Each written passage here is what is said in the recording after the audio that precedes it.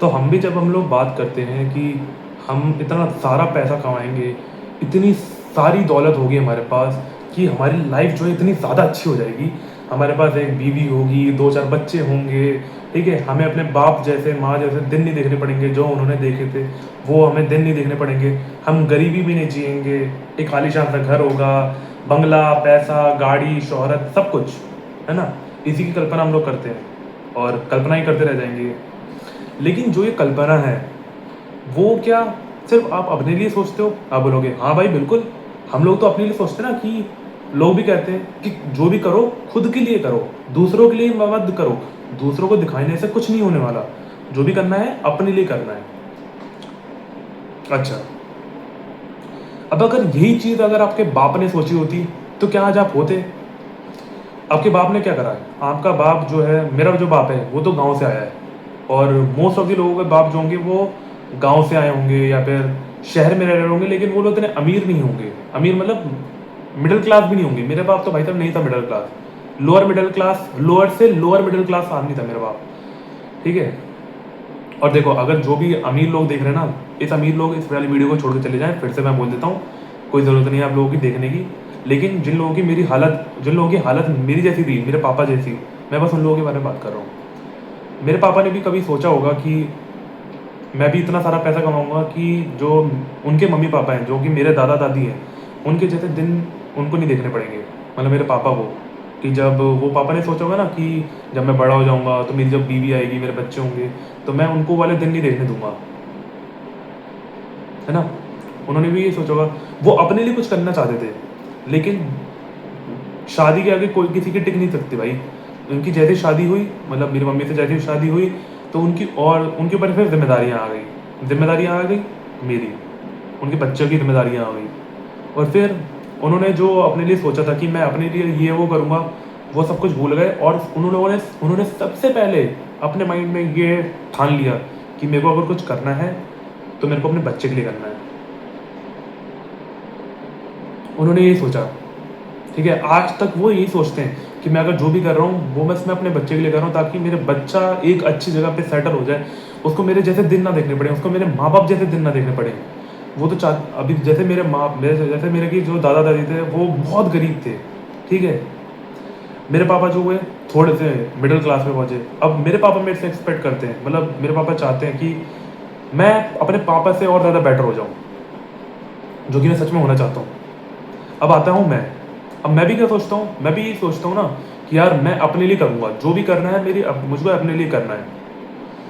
लेकिन जब मेरी भी शादी हो जाएगी और जब मेरे भी बच्चे होंगे, उस टाइम पे मैं भी अपने लिए जो ये करने वाली सोच है ना, इसको मैं मॉडिफ़ाई कर दूँगा।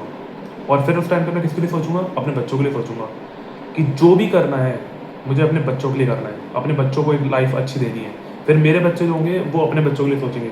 तो इन शॉर्ट क्या होता है, हम लोग अपने लिए कुछ नहीं करते हैं, हम लोग करते हैं अपनी नेक्स्ट जनरेशन के लिए, जो आने वाली है ना, उसके लिए हम लोग कर रहे हैं सब कुछ।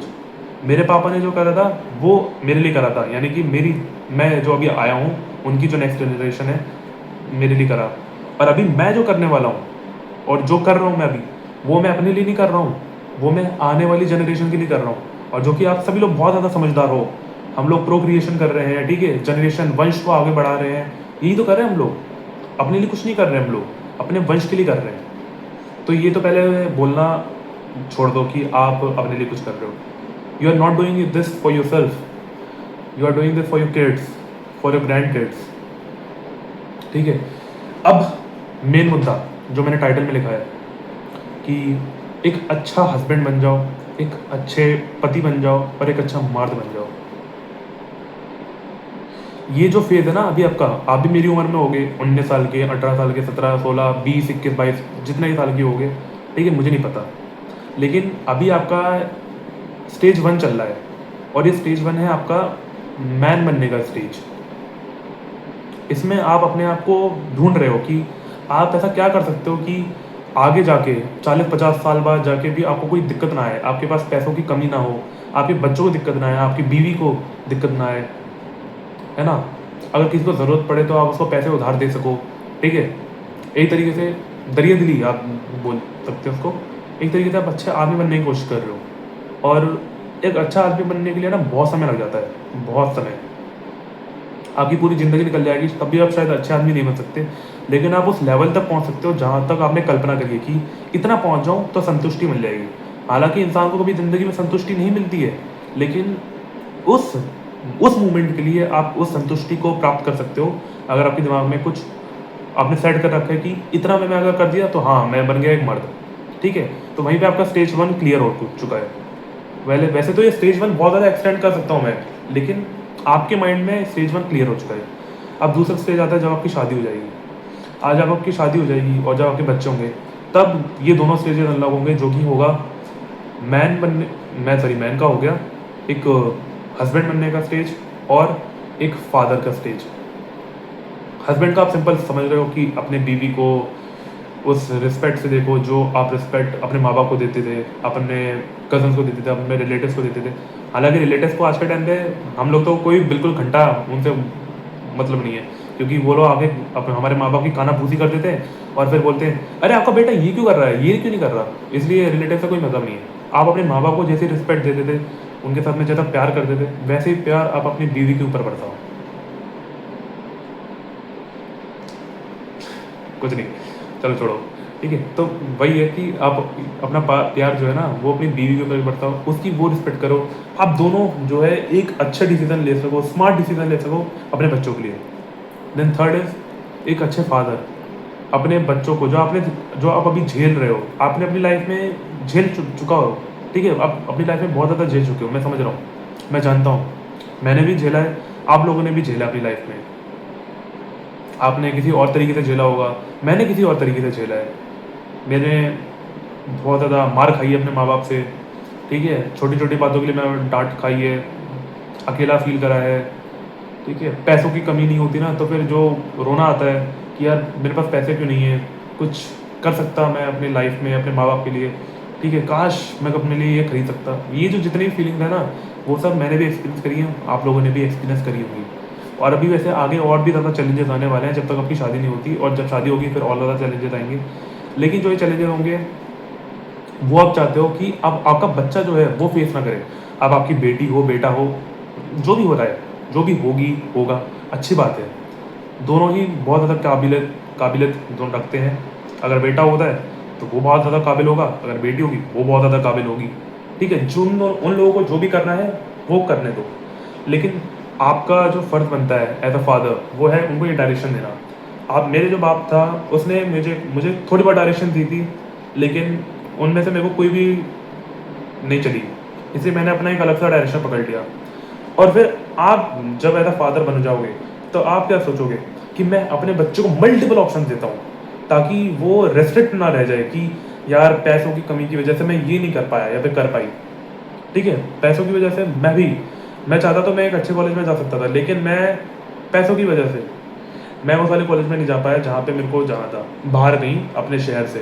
लेकिन मैं नहीं जा पाया अपने शहर से बाहर। मेरे को मिला था D you college, D you में एक कॉलेज मिला था, लेकिन वो ऑफ कैंपस था और हॉस्टल में रहने को मेरे माँ बाप ने मेरे को इजाज़त नहीं दी, क्योंकि वो सोच रहे थे कि बच्चा बिगड़ जाएगा, इसलिए मेरे को नहीं जाने दिया। और फिर मेरे को मेरे शहर के किसी प्राइवेट कॉलेज में मेरे को डाल दिया।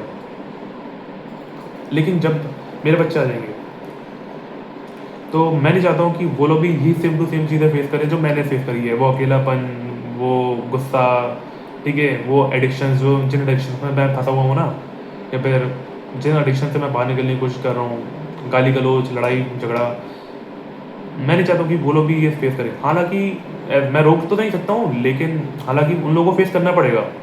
अगर उन लोगों को ज़िंदगी की असलियत देखनी है तो वो लोग भी उनको लोगों को भी फेस करना ही पड़ेगा, ताकि वो भी एक इंसान बन जाए, उन लोगों की भी आंखें खुले।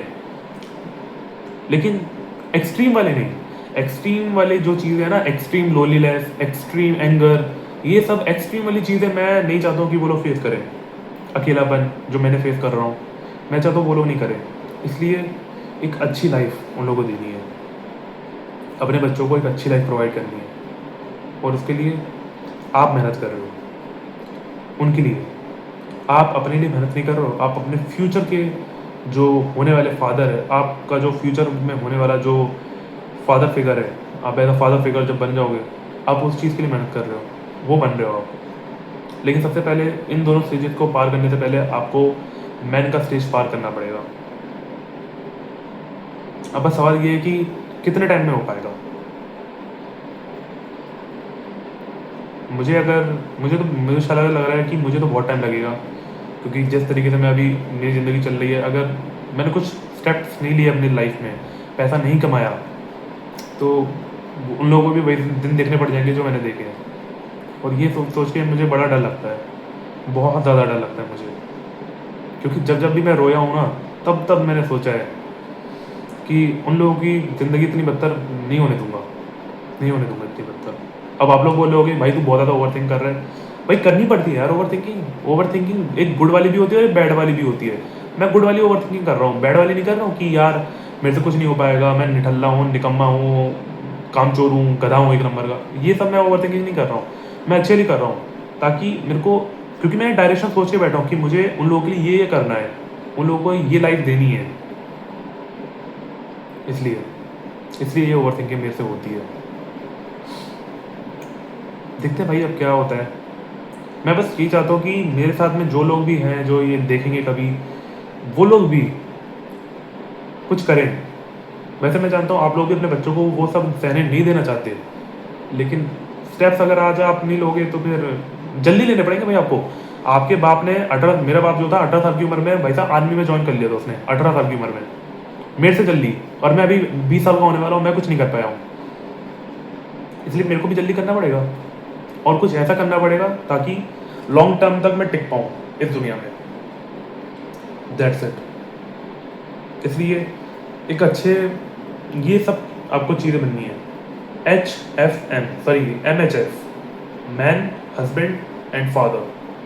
These are the 3 stages that you have to cross in your life. Definitely, you have to cross it. तब तक लिए धन्यवाद, बाय बाय, लव यू।